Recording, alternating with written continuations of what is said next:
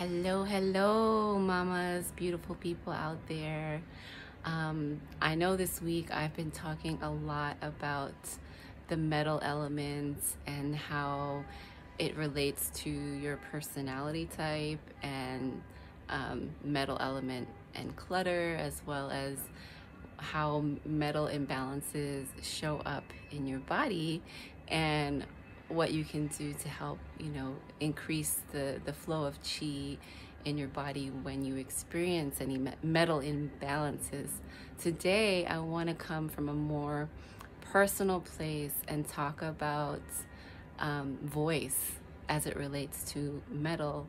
As I've explained, that metal's strength is to use your voice in a very clear and effective ways. So it's really all about how well you communicate. And we all have a voice, and we all have a connection to how we communicate and how we use our voice. So for me, growing up, I grew up with a lot of fear around being seen and using my voice in the world.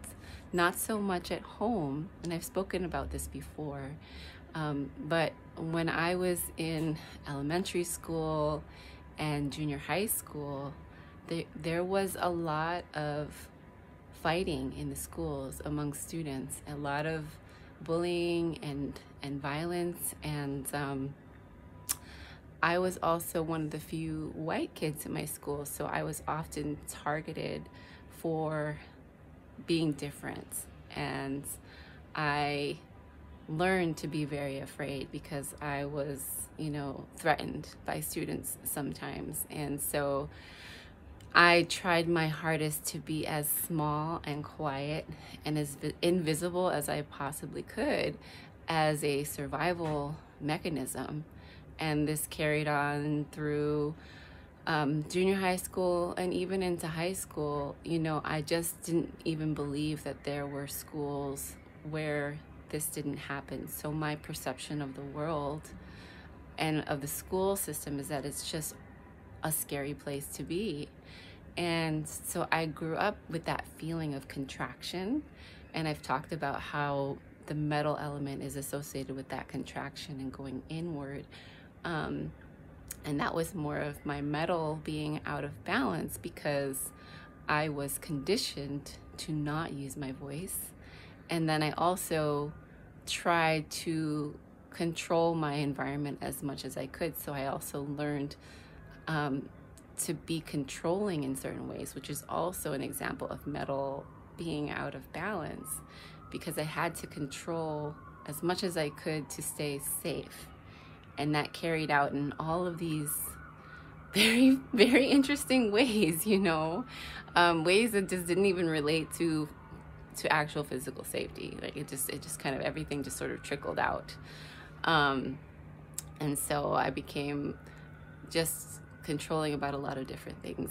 And then I also remember being scared to use the bathroom when I was in elementary school because I was told that there were gangs that would hang out in the bathroom after school. So I actually held my urine in as long as I possibly could.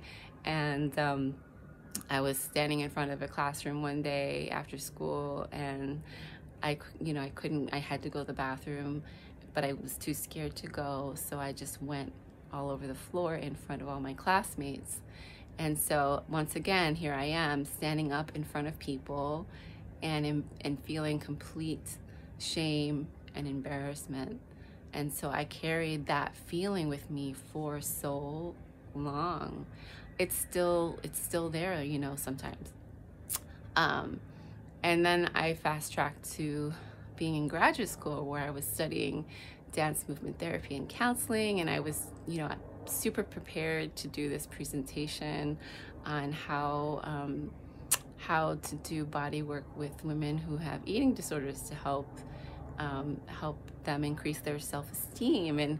And I I got up in front of the class and I started speaking, and then all of a sudden, like, all the thoughts just disappeared, and my heart was racing, and I just went blank, and I was stuttering, and I just couldn't speak, and I couldn't finish the presentation.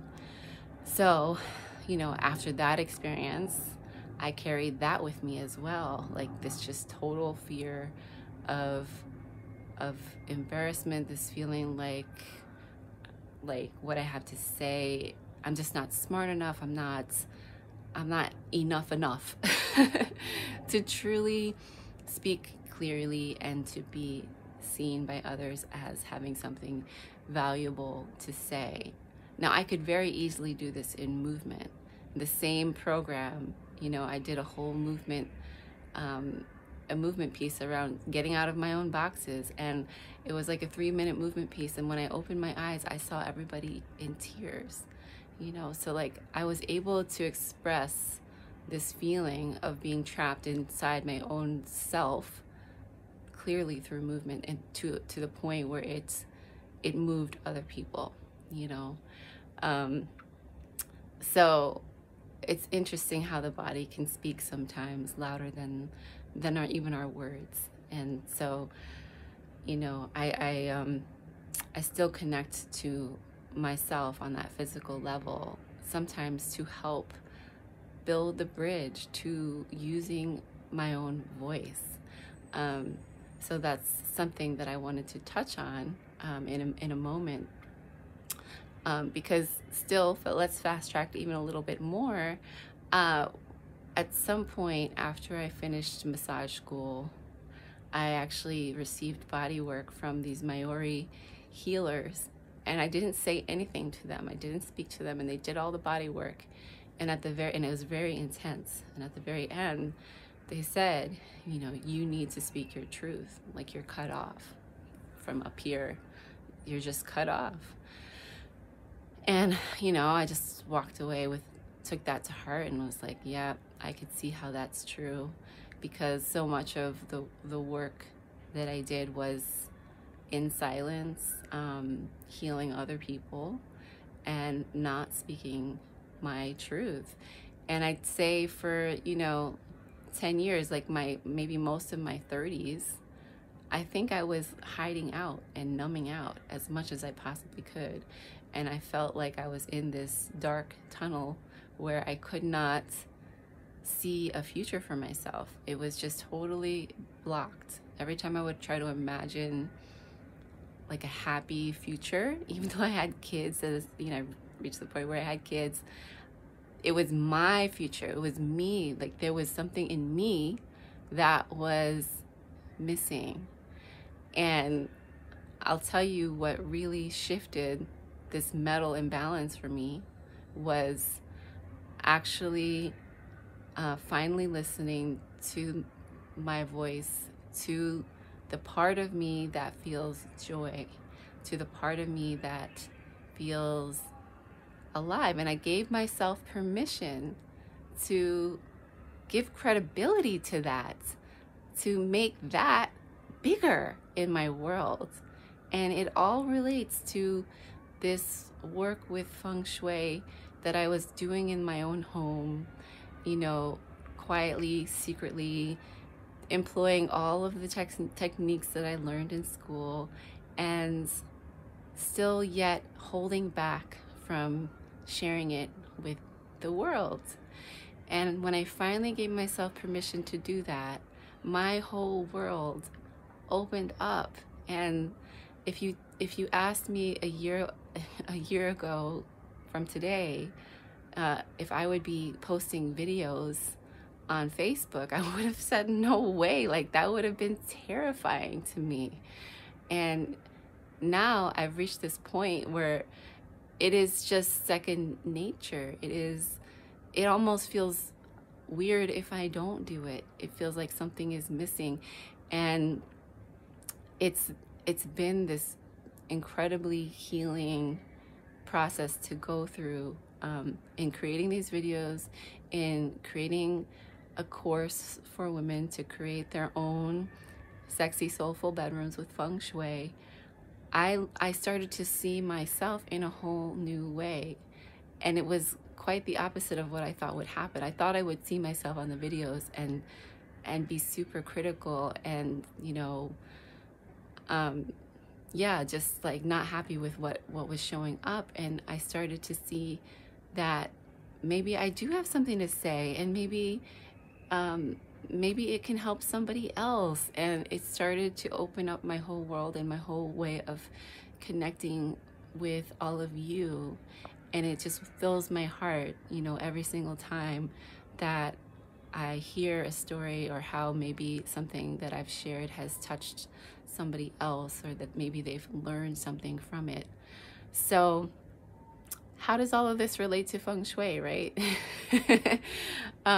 Everything is connected in terms of feng shui. There's room for everything. So really, if you want to connect with your voice, and you found yourself silencing yourself, feeling like what you have to say is not worthy, or it's not of value, and the way you can make that smaller is by practicing using your voice. And one way you can do that is to actually make videos for yourself. Like you can record yourself saying something that is like your deepest secret, or your deepest longing, whatever it is, or something. Maybe it's a message that you want others to hear.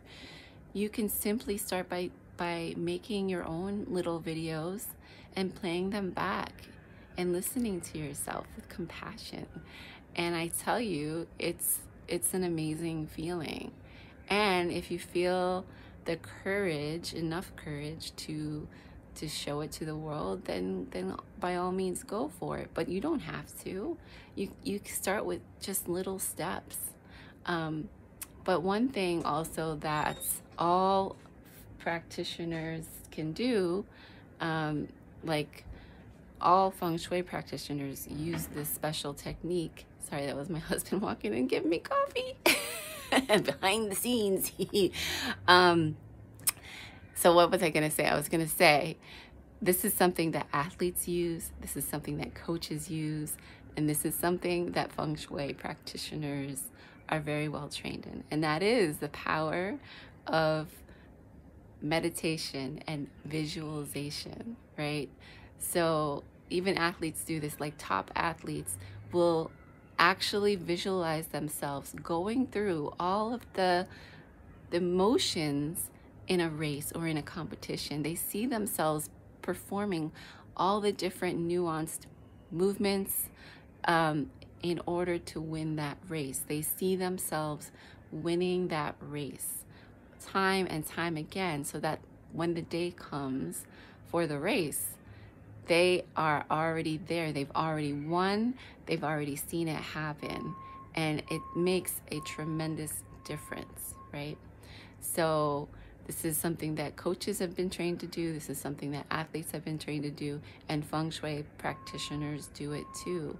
So I, on a daily basis, I sit, maybe it's when I first wake up in the morning or after I've dropped my kids off from school, I give myself 5-10 minutes where I sit and I hold citrine crystals, which are connected with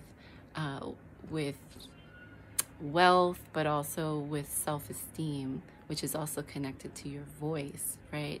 I hold the citrine and I see myself taking any kind of uncomfortable action that I need to take. Maybe it's using my voice. I've done this so much that I use my voice every single day. And I saw myself doing it before I started to actually make videos. So you can do this when it comes to thinking about what it is you want to express. See yourself doing it. Feel it in your body, right? Feel yourself making yourself big somehow, or even make those loud sounds in the safety of your own home. And it will in turn continue to give you the strength to take those courageous actions. And then the third thing is, setting up an actual space for yourself where you can retreat and you can listen to your own voice. And that's, where creating a nice bedroom for yourself can really help, or having an office space that actually feels nourishing can really help. So these are just some little things and big things that you can do to connect with your voice. And as always, I would love to hear, how are you connected with your voice? How are you feeling about how you express that metal chi? Let me know.